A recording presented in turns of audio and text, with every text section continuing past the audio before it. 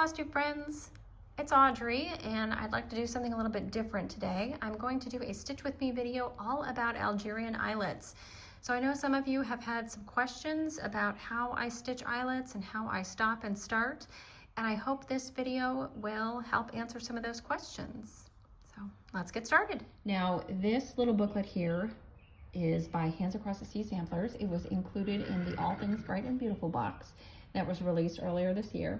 And if you were unable to get that box, I'm sorry, all the charts in there are exclusive to the box, but you should be able to perhaps put out a request on some D-stash sites or ask your stitchy friends if they got it and if they're willing to share. So this is an interesting booklet because it's a collection of two samplers. This one here is by Jessie Anderson, and then her daughter, Jessie Gay, did this one. Now I started with this one. I really like this. I love the proportion of it, and I love that it has a lot of eyelets, and so that's what I'm going to be starting with you today. I've stitched all the top and a lot of the bottom here, and I've done almost the entire border, except I've still got a little bit left over here.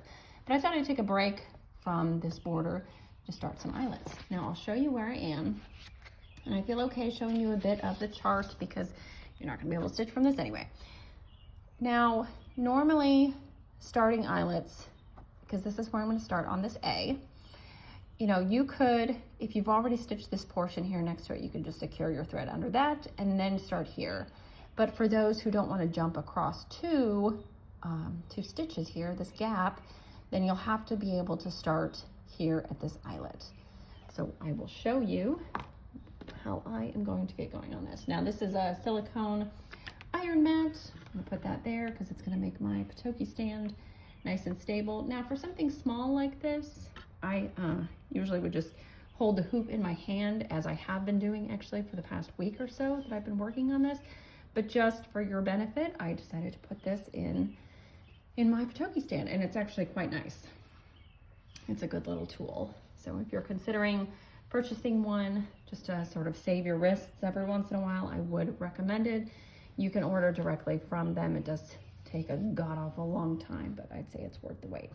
Okay, now in starting my eyelets, first I just decide what eyelet I'm going to start with and find the center of that. Now I have already done that, and I have wiggled my needle in and out to create a larger hole. Now this doesn't really matter in this instance because I'm going to make this giant hole anyway. I'm going to make it bigger if I can by pulling the thread as I go around the eyelet.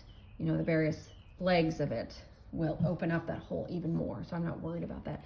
But also, even sometimes when I'm starting just regular cross stitches, if I'm starting in an odd area, I will do the same thing. I will find my starting point and I will wiggle, wiggle, wiggle, make a big hole, and then maybe count again to ensure that my counting was accurate, and then I can start there. And I have no problem making these big holes in there because as you stitch, your linen fibers will work themselves back to where they need to be.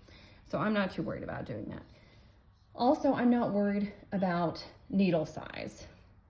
Now, a lot of people ask me what needle I use because they know that I use high count linen. For instance, this is 56 count, and it is a nice tight weave. It is not the tightest 56 that I've ever used, but it is tight.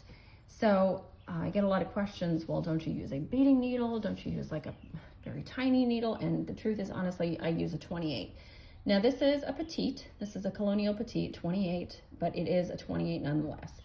And I think it's fine to push a size 28 needle through 56 count linen because as you stitch, all of those, you know, larger holes that you create, it's going to be filled with a stitch, or even if you make a mistake, you can kind of massage the fabric to put it back where it should be. And honestly, after you have it finished or framed or whatever, everything's going to kind of flatten out, stretch out, doesn't really matter. So I'm not too particular about creating these large gaps in the fabric because it doesn't really matter. It all works itself out. Okay, now after all that rambling, we found the start of our eyelet. This is going to be the middle of the eyelet.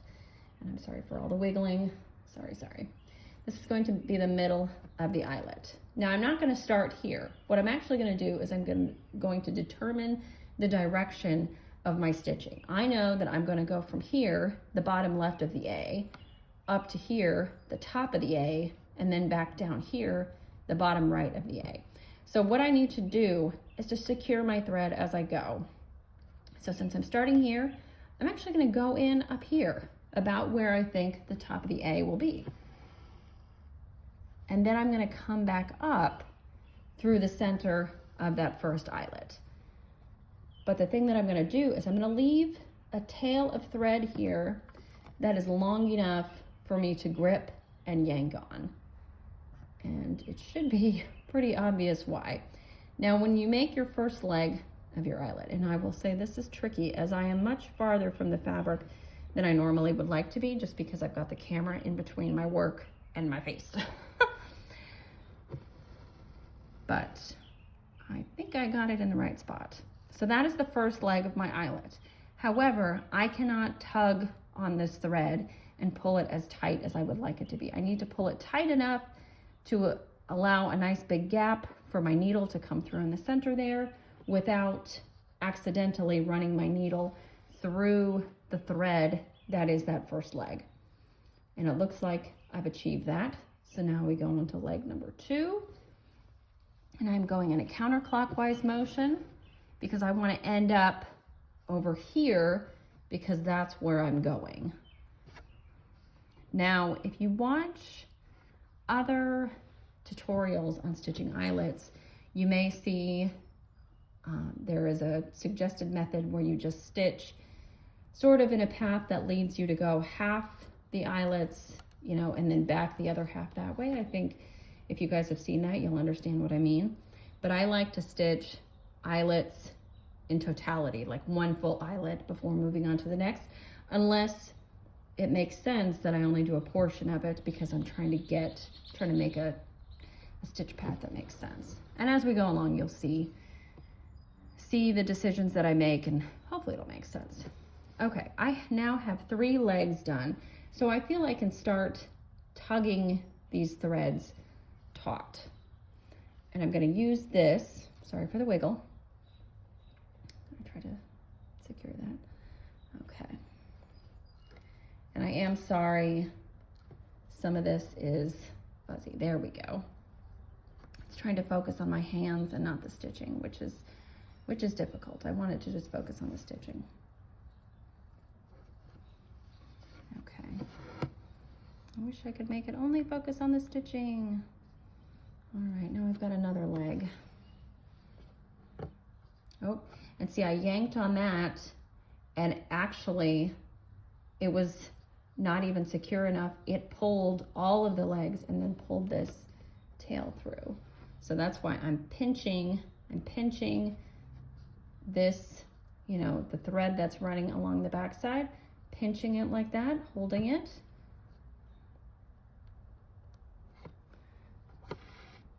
Stitching another leg, and now I can pull from the back. I'm going to find the center.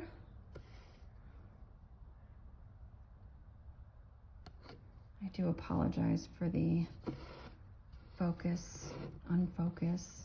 It just keeps going back and forth. I think we're just going to get that.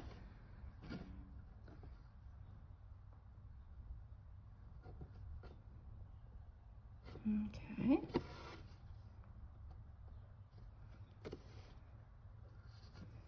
All right, and it feels pretty tight, pretty secure.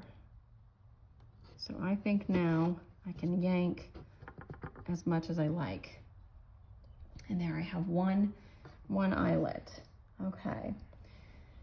Now, for the next eyelet. So I've done this one here. Now I'm going to go up to this one, but I want to only stitch a portion of this. Now this is what I was talking about. Normally my next one, I would want to just stitch the entire eyelet and move on. But because I've got this one hanging out over here, I need to go up, stitch a bit, get this one, and then finish this one off to move on upward. So that's what I'm going to do. But again, I'm going to find the center of the next eyelet, which is here. Now I know that I need to grab this eyelet down here before I move upward. So the path that I'm going to take Might not make sense to you, but hopefully it will as we go along. I'm gonna go to the left side, and you just do what works for you. You don't have to do what I do. You don't have to do what Nicola Parkman does. Just do what works for you. You know, I started stitching on linen just, what, 2.5 years ago? Something like that. That sounds right, 2.5 years ago. And I knew how to make crosses. I knew how to make X's, but the rest of it, you know, I either had to watch videos or just kind of learn as I go. Okay. Now I've made the bottom corner of that eyelet. And since I'm in the right position to get this eyelet here, let me show you. So I've done these legs here on this one. I'm going to get this whole eyelet and then move back into that one. And now that everything is secure, I've done enough legs that I can't rip this out. I can tug as hard as I want, and that is what I'm doing on the back. And you'll notice that even though I have my hoop and a stand, I do not stitch two-handed. I like to keep a finger on the back of my work so that I can feel if any knots come up, or if there are any irregularities, any problems, I can feel it. And I don't have to keep looking to the back. You also may notice that I stitch with really long lengths of thread. I use usually about 24 inches. I think a lot of people recommend 18 or even shorter length than that. But I like longer thread lengths for fewer stops and starts. Now again, I'm too far from the fabric, and I'm having a hard time seeing this. So forgive me. I am normally a good 6 to 8 inches closer. Okay, but I think that looks okay. And I will review this after I'm done. And if it's not right, I can take it out and redo it. Wouldn't be the end of the world. I would hope not. Now, did you notice that my needle just fell through? It's because my eyelets, I'm yanking on them so much that I've got a nice big hole there, and you can't just stick the needle in and expect it to stay with tension. It'll just fall right through. So that eyelet is done, and look how nice and big that hole is. Oh, needle just falls right through. Okay, now that eyelet is done, I can move back up into the one that's above it, this one here. And again, I start each leg by going in through the center, moving toward the outside. So I'll come up in the center, and I don't know if everybody does this. Maybe other people start from the outside and go to the center, but this way I can tug and get those legs taut and pull that hole open quite wide.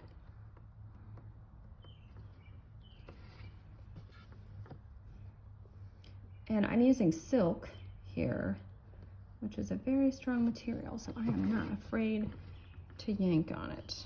Okay, so I got that eyelet done as well. 3 eyelets done. I hope so far it makes sense. As I said, this is the thread that I'm using. This is by Overa Soie. You can see at the top of the spool it says that. This is a 100.3 or 100/3. The color is 664. And especially as I'm using just one color thread on this, I don't feel the need to use shorter lengths. You know, the farther I can go with just one start and one stop, the happier I am. Okay. Now, I've already put one leg into this eyelet right here, this one here. But I realized I need to move to the top right. So actually what I'm going to do is I'm going to manipulate my movement so that I kind of end up finishing this eyelet on one of these 3 legs in this corner here. That's what I'm going to do. So I've already got gosh, I wish this would just stay focused on the stitching.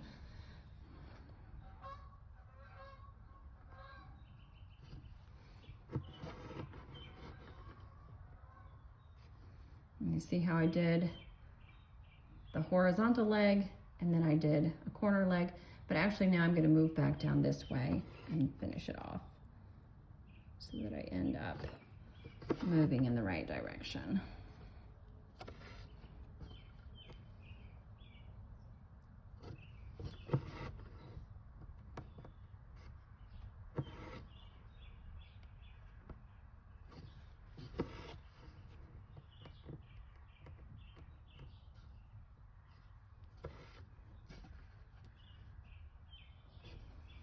You can just pull as hard as you want. I mean, don't yank it all at once, but you can give it a nice strong tug as you're going along and really open up those eyelets. And as we are moving upward, the idea is that it is securing this thread in the back here. And once we get to the top of the A, I will flip it over and see how we've done. Okay, I need to find the center of the next eyelet. Wow, again, I am so far from my stitching. Okay, now it looks right. And then just to show you guys where we are, oops, I've done these 4 eyelets. I need to move up again here and then move up here.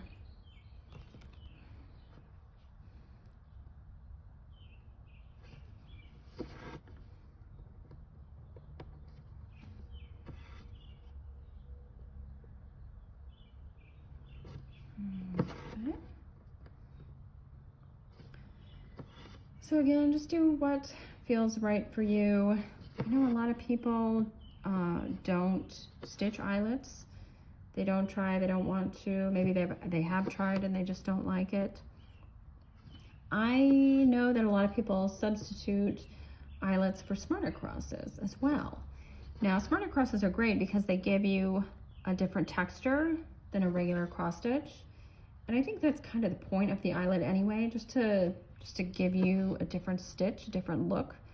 And so if you're achieving that with a different specialty stitch, that's great too. But I don't agree that smarter crosses are easier than eyelets. And a smarter cross takes as many stitches, has as many legs as an 8-legged eyelet. Now your eyelet, if you're spending the time tugging, just, you know, a little bit here and there, an eyelet may take a little bit longer than a smarter cross, but I don't believe it's any more difficult. So I would argue that is not right. So if you want the look of eyelets on your pieces, please try eyelets. They actually are fun. They look so cool. They really add something to a piece. And anywhere that you have a grouping of 4 stitches that is the same color, you know, you can always substitute a single eyelet. 8 legs, it's the same amount of stitches as 4 cross stitches. Just saying. All right, on our way to another eyelet. I also really like the rice stitch, which is another specialty stitch that works over 4 as well. There are lots of different things you could do. Okay, so just to give you an update of where we are, we've done these 2 here at the bottom, these 2, and now these 2. I'm going to move upward, but I can't allow myself to get stuck up here. So I'm just going to do half of this eyelet, come up, do the whole of this, and then do the other half of this, and that will allow me to move down this way.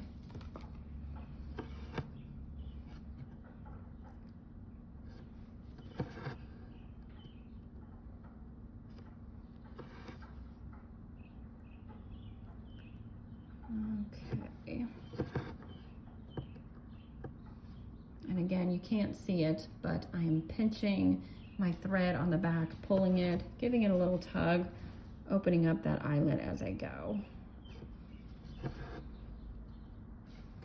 Maybe you can see it. Maybe. Nope. Secured it on the front. We don't want to do that. Okay. Now, I've gotten half of that eyelet done. I'm going to move up to the next eyelet, find the center of this one. I think I've got it.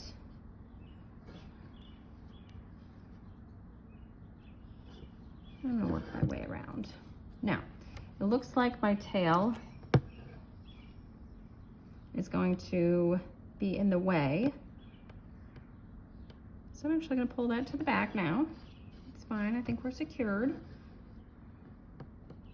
And then I'm going to continue on with this eyelet.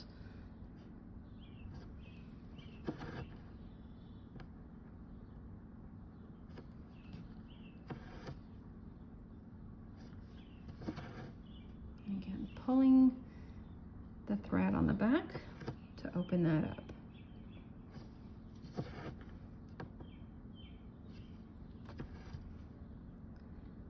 And then as we get up here, I just want to confirm that I am indeed in the right spot before I get too much farther along. Let me see, that looks right.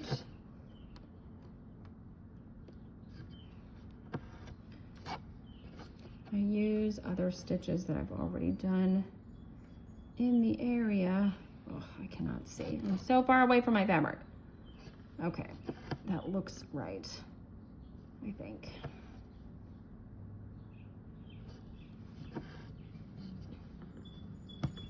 Okay.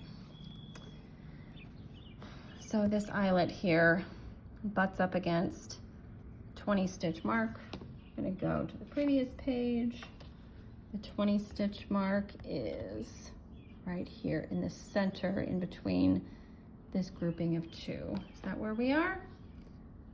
Yep, looks like it. So it looks like I'm in the right spot, so I feel confident moving forward. Okay, now I finished that eyelet on top, and I get to move down again. Continuing our path along the A.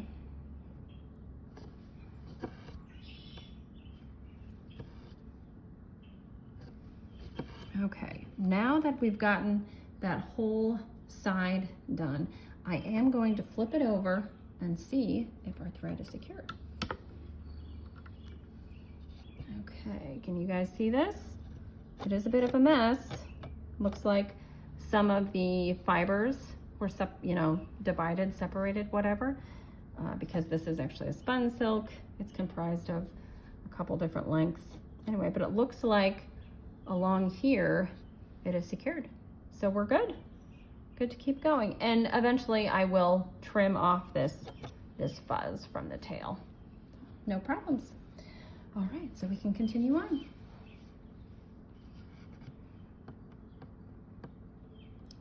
I do hope that this encourages some of you who have never tried eyelets to give it a go.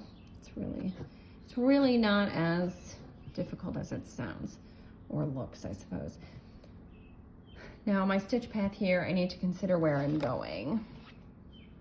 I'm on this eyelet right here. I can finish it all together and then move on downward. So I'm going to make my first leg of this eyelet sort of in the middle rather than at the top, which is where I had put my needle. I put my needle up here and then I realized, wait, I'm not gonna end on the top. I need to end closer to the bottom or the side. So I'm gonna go over here. I think the interesting thing about stitching, if you're not just stitching in a straight line or filling in a big block of something, is to try to figure out the most efficient stitch path and how you can do that. You know, it's like a little game Like, how can I hit every point that I need to hit in, you know, in the most efficient way? Okay. Boy, do I say okay a lot. You know, making these videos, having to record them, edit them, rewatch them so that you're sure that everything is okay. You really find out your crutch words, what it is that you say way too often. But I think, I don't know, I think I do an okay job. I try very hard not to litter my videos with ums and weird pauses and things like that. But we still have our crutch words, don't we? All right, so now the next one that I'm going to do is this eyelet right here. But I know that before moving on this way, I'm gonna have to go over and grab this guy. So I'm gonna do just a few legs, go around, get this, come back here and finish that one off. So what I'm actually going to do is, I'm gonna go this way. I know some of this may not make sense to you guys. Like, what is she doing? But hope maybe it does make sense to you. Maybe you'll see what I'm doing. I know, you know, as I'm stitching, I have to think about the next step, but also the step after that. And that's all I'm doing. I'm thinking about the next eyelet that I need to get to, but then the one I have to do after that.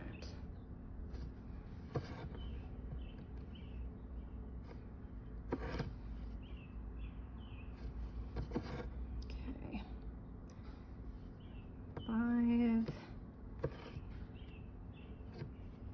6 legs done for that one. But before I can finish it, again, I need to do this one here. Got a little bit of fuzz here on the fabric, which was obscuring my view, but I'm pretty sure I'm in the right spot.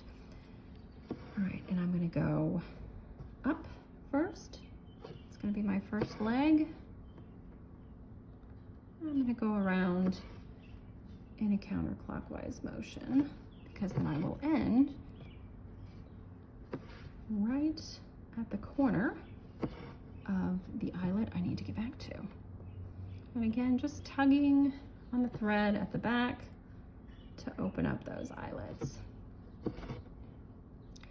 I like very large holes in my eyelets. I want my eyelets to look like eyelets. So don't be afraid to tug on those threads. Now, I have not to my recollection, made eyelets with cotton thread. And cotton thread, I will say, you have to be a little more gentle with. Because boy, when I get a knot or something with this silk thread, I just yank on it. And only a couple times in all the threads I have used has it popped. So I feel pretty confident yanking on these silk threads. Okay, so now you see I have finished this eyelet. I've gotten myself back up to this one, coming out of the middle of it, and I can do the last 2 legs of this one before moving downward along the A.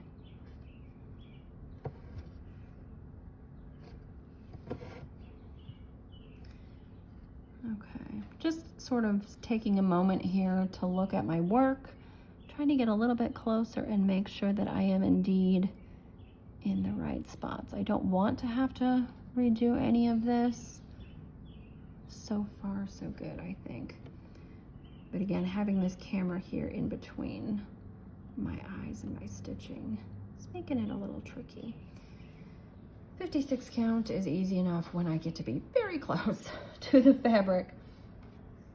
Okay, I'll show you again. So I've now done this, worked my way up here, come down here to the center of the A, finish this eyelet, and now I just have these 4 to do. Now, as I come down here, this one I can finish wholly before moving on to this. But before I complete this, I have to go over, grab this one, come back over here, and then end here, because I will just scoot right over and start the bee. I have no qualms about skipping 2 stitches, especially since, you know, this is a 56 count. This is a relatively tight linen. It's not bright white or ivory. I don't feel bad at all about just jumping over and starting that bee. As long as I feel that the thread on the back is not in any danger of getting caught or cut or anything like that, I have no problems carrying threads. But that, again, that is another personal preference. If you want to start and stop your thread with every letter or number or motif or whatever it may be, that is your prerogative. Absolutely do it if it makes sense to you. For me, I like stitching. I love having finished products. I think there's a balance that everyone needs to find between having a clean back and being able to stitch fast. So messier backs usually equal faster stitching, right? You're not taking the time to stop and start every little thing, but maybe you don't want to be too messy or too careless with your backs. So I think a little bit of carrying when it's not going to cause any problems just helps me enjoy the process more, because I'm not slowing down to do something I don't really enjoy doing.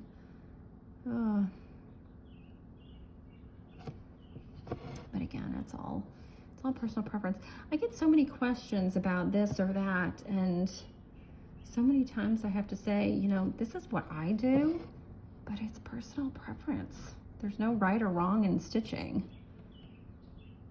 You know, there's a right or wrong if you're trying to religiously follow a pattern and you put one color in instead of another, or you've got one stitch that's a thread off.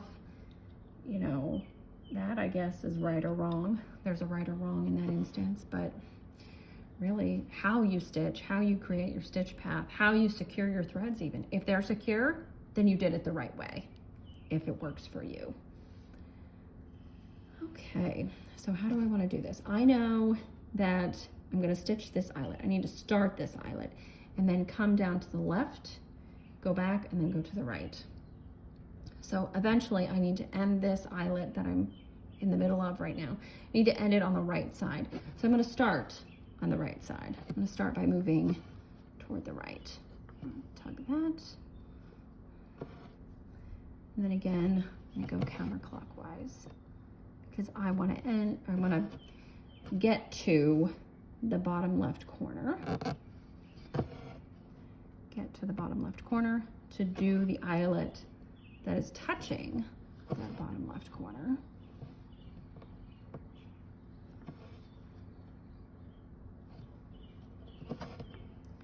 But then be able to move back up into this eyelet.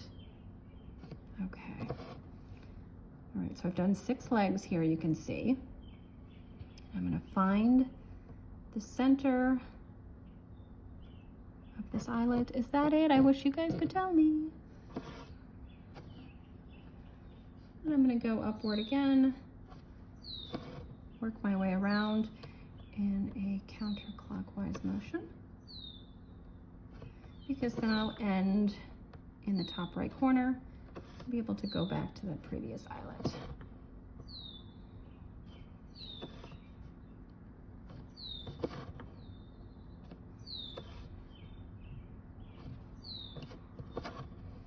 You guys hear the birds out there? I've got, I'm actually in the dining room right now because the lighting in here is good right now. It's the morning time. And I just heard all those birds out there, so active. And I thought, you know what, let's open up the back door. It's probably driving the cat nuts because she can't go out and get them. But I like hearing them. I need to buy more bird seed though. I put bird seed out. You know, I've got a bird seed, or excuse me, 2 bird feeders in the back and 2 bird feeders in the front. Somehow the one in the front doesn't get as much activity as the one in the back. Still and Ryan, it was like, it makes no sense. If they just flew to the other side of the house, they'd see there's so much more birdseed up front. But anyway, every time I fill up the bird feeders, especially this one in the back here, they just go bonkers. Okay, this is going to be the last eyelet for this letter. We're going to be doing this one, and then again I'm going to move over here. So I want to kind of end this eyelet on the right side because I'm going to be moving to the left side of this one here. So because I want to end on the right side, I need to actually start on the right side, moving toward the right. I do believe that that's the middle. I'm going to go to the right, and then again I'm going to move in a counterclockwise motion. Now sometimes when you put legs in, how you know, the direction in which you move and ultimately tug on the thread can affect previous eyelets or other stitches around it, so you do need to be wary of that. But in this case, I think everything that I've done so far is just fine. Oh my God, can we just get in there? Okay. Looks good. Let's keep going. All right.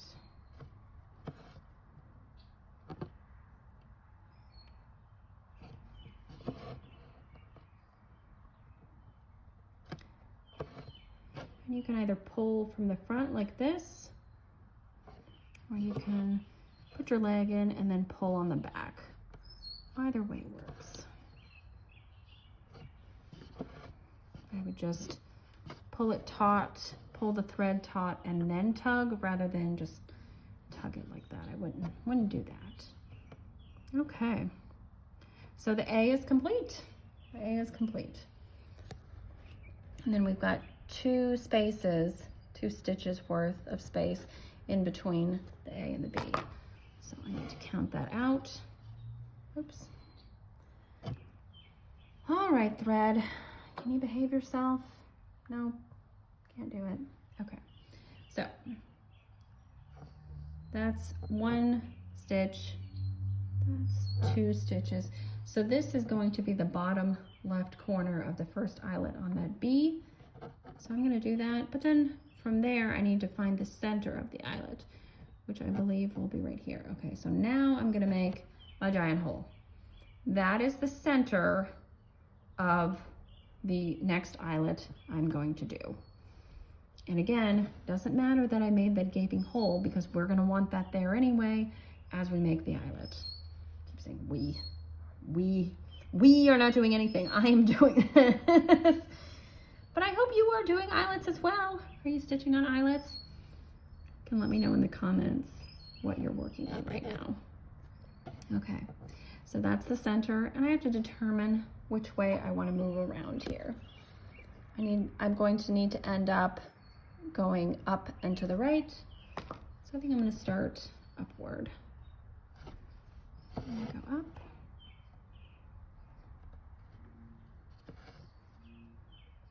And again, counterclockwise motion. You guys are going to get sick of hearing that. All right.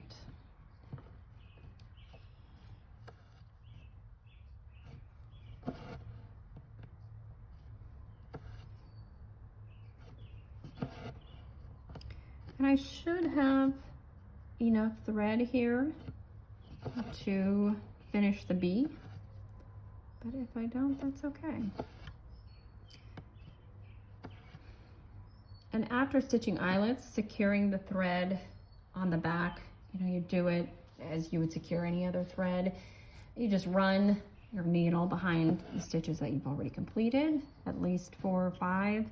I do find that running the needle behind eyelet legs is more difficult than running it behind completed cross stitches, just because I have worked so hard to get these stitches really tight. And so sometimes it's difficult to get that thread behind there, but you gotta do it, figure out how to do it, and get it done. All right. So now the bee, you know, sort of a figure 8 pattern here. I just have to figure out where I want to go. Do I want to do this eyelet to completion and then move upward? Or do I want to just do half and do this one, come back and go this way? I don't know. It doesn't really matter. If you get yourself into a pickle, it's no big deal, right? No big deal. I think I am actually going to stitch this eyelet fully and work my way upward.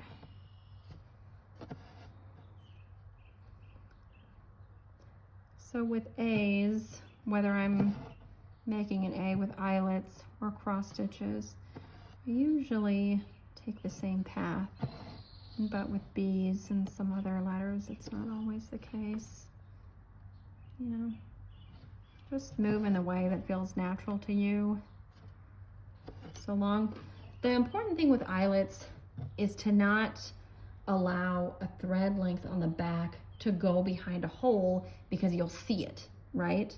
And then another thing that I like to do actually is after I've done an eyelet, I kind of just go back in there with the needle and kind of wiggle it around, make sure that it is open. It is open and there's nothing there. But that is another thing to consider as you are moving around with eyelets. Just make sure you're not crisscrossing in such a way that runs threads behind the holes, because that kind of defeats the purpose of the eyelet, doesn't it? I like, after you've completed a bunch of eyelets, then to hold the stitched piece up to the light so it's backlit. You can see the light coming through all those holes. I think it's really cool. And that's something that you miss once the piece is framed or finished into a small, whatever it may be. Okay. Now I think actually, what I'm gonna do is I'm gonna move up. I'm gonna do these. I'm gonna do this. I'm gonna come up here. I'm gonna grab this guy and go back this way. I'm gonna move around that way. I think that'll be my stitch path.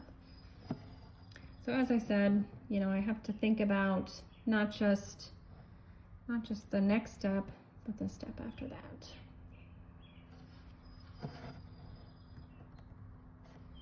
I've stitched enough alphabets in my time. I can do this. Well, I hope this video isn't too fuzzy or too wiggly. I hope you're getting some enjoyment out of it. Maybe learning a thing or two. You know, I am no expert. By no means am I an expert on any of this. As I say, you know, my method is basically self-taught. Maybe there are stitches or techniques I have learned from tutorials or just watching others. You know, I've gone to a few retreats and I've been very fortunate to get to sit in on some instructional classes or whatever you want to call them. But really it's just, you know, I'm just doing what works for me, and I hope you guys do that as well. If you do have questions, I'm always happy to you know, help you if I can. But as I said before, oftentimes it's, you know, the answer that I give you is, well, this is what I do, but it really is just personal preference. Whether it's what needle to use for what fabric, or thread to use with fabric, or whatever it may be. Because I remember when I was first getting into stitching on linen and watching all this Flosstube, what is this? Stitching samplers and everything. Well, you know, there was all that talk about if you're going to stitch on higher thread counts, you have to use a beading needle. Well, I don't like using a sharp needle because you can't see it right now, but guess what? This needle right here, I'm pushing it into, it's going right into the pad of my finger, this finger. I don't want to use a sharp needle. I want to use a tapestry point needle. So that was a no-go. So I decided that wasn't for me. And then there are many people that say, well, if you're going to use Soie 103, this, or the Soie Surfine, which is this only thinner, then you have to use a needle with a smaller eye. Nope, I don't do that either. I use a size 28. I like it just fine. And every once in a while, my thread will come out. You know, it'll slip out of the eye. I don't care. Lick it and thread it back in. You know, sometimes it's a little annoying, but it's not the end of the world. And then there are people who don't want to use 103s on 56 count. They think it's too bulky. I like 103s. I like the thickness of the 103s on 56 count. I think it bounces right off, or, you know, pops off the fabric. But then I'll show you here. So this is 103. These stitches here, the ND and the 1836, that's actually over 1. So because I have the same color in Flosstube, which is the thinner version of this thread, I use the Flosstube for that. But I did a full cross. I had a question recently about, tent stitch versus full cross for over 1 stitches on 40 count. And I told the woman, I said, well, because she said that her tent stitches weren't showing up very well on the 40 count over 1 because of the colors. The colors of her floss were not very high contrast to the fabric. And I said, well, you're probably not going to want to hear this, but I always do a full cross. I always do a full cross over 1, whether that is on 40 count or 56 count. I always do a full cross. Now, some people don't want to do that. You don't have to do it. I want to do it. I like stitching over 1, letters and numbers, little things like that. And I think making a full cross for your over 1 stitches makes it really crisp and makes it look really good. Okay, now my stitch path here, I wasn't really thinking because I'm just rambling on about this. So what I'm going to do is I'm actually going to backtrack here a bit. And I'm going to go this way. I'm going to go to the right. And I say that because I'm doing this one here. I need to go up and grab that one, finish this, and then pop over there. So I'm going to start on the right side and move around, get the eyelet in the top left, and then I'll be able to finish this eyelet and move to the top right. So, as I was saying, you know, I like stitching over 1, and I like the look of a full cross on over 1, but again, it's personal preference. And I still use a size 28 needle when I'm stitching over 1. I think it works just fine.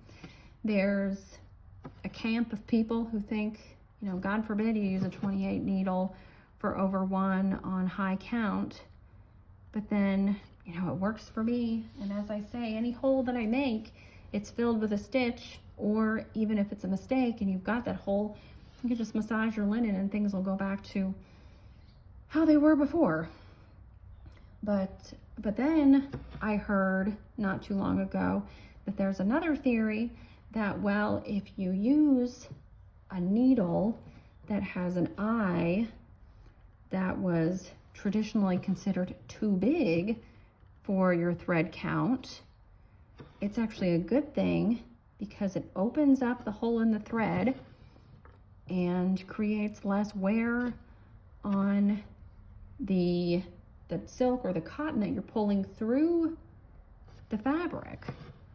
You know, if you make a big hole, then as you're pulling your floss through that hole in the fabric, there's less wear. So all this to say, you're not wrong. Are you happy with your completed cross stitch project? Then you did it the right way. You did it the right way.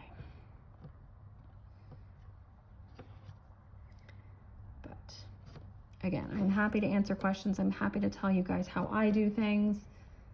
But, you know, I've only been stitching for 2.5 years on linen. Before that, I had stitched since I was a child. I cross-stitched plenty, but it was all on perforated paper, which I still like. I know there are a lot of people who also don't like perforated paper. They're like, how can you go from perforated paper to linen back to perforated paper? It's like, well, first of all, perforated paper items are super easy to finish. I can fully finish a perforated paper project on my own with a little bit of acid-free glue and some scrapbook paper.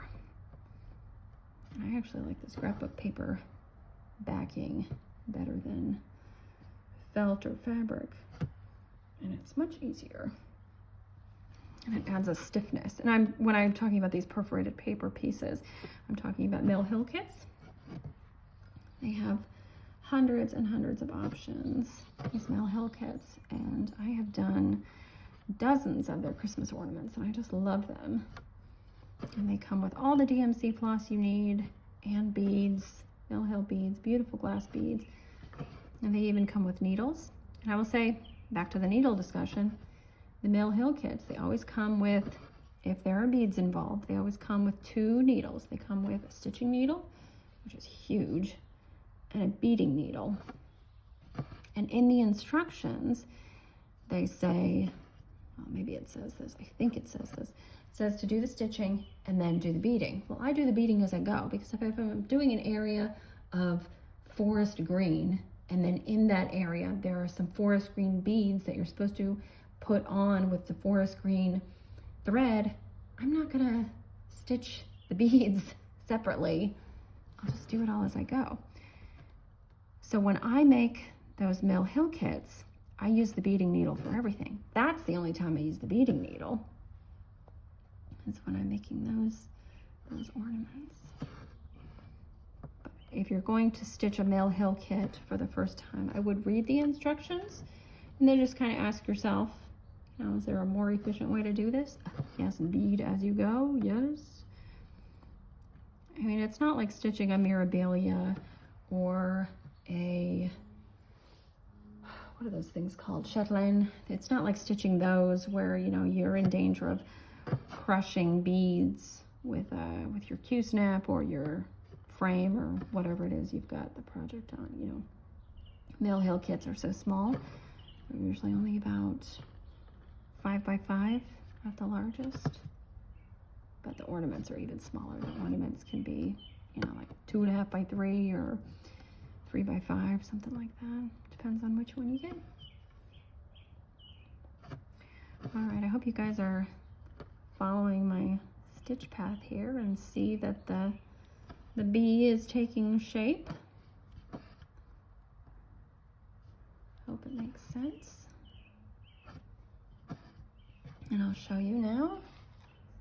We have now completed, so I started here, came up, did that one, came up there, grabbed that one, and finished these 2 on top. So now I'm gonna stitch this one completely, then I'm gonna move through here, just do the top half of that, the bottom half, and the bottom half, and then it'll spit me out right back there, and I'll be able to go around and finish that up. And I do think, let's see how much thread I have. Oh yes, I have plenty of thread. I should be able to finish the bee no problem on this thread.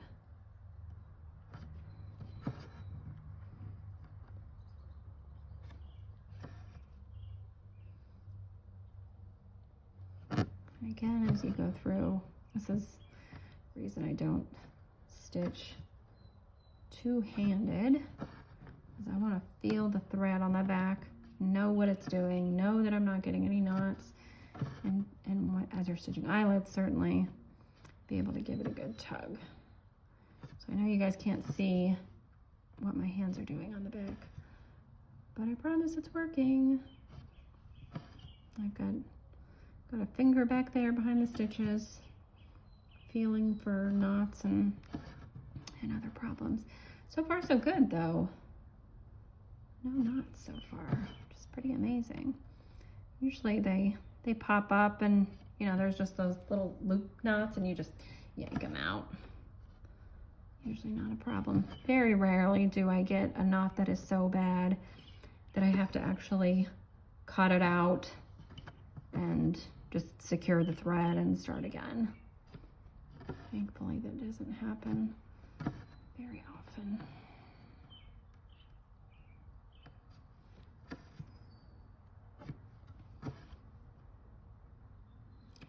So let me know in the comments what you guys are working on. If you're excited now to try eyelets, if you still load them, I don't know. I know a lot of people just like to do crosses, and that's it.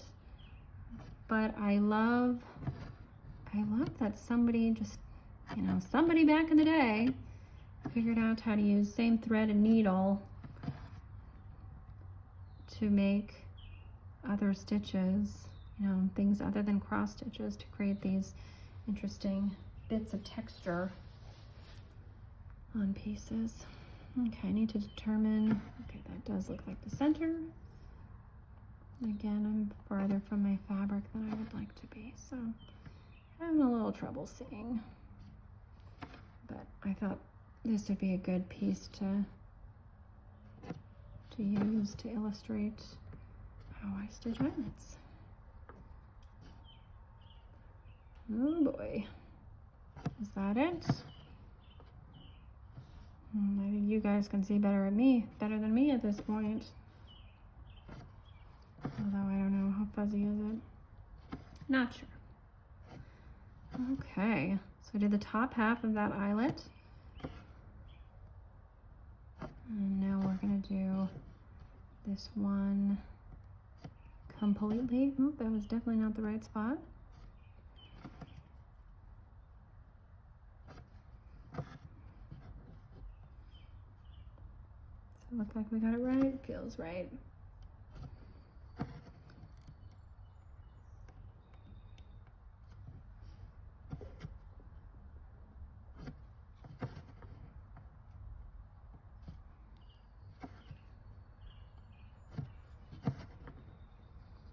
And tugging on the back to open that up.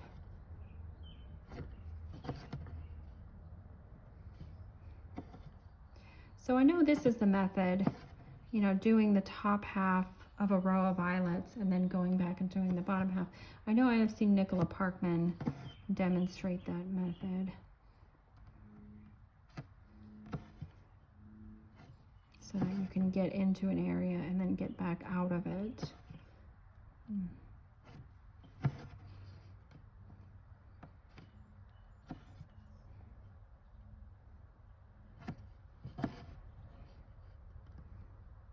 Okay, just a few eyelets to go. I've got a funny looking pea right now. Okay, so I've just got these two to go, and then the two on the bottom, and that will be it for that letter. And then I will secure it on the back, and I'll be able to start a new thread and go ahead with the rest of the letters. But I hope that was enjoyable.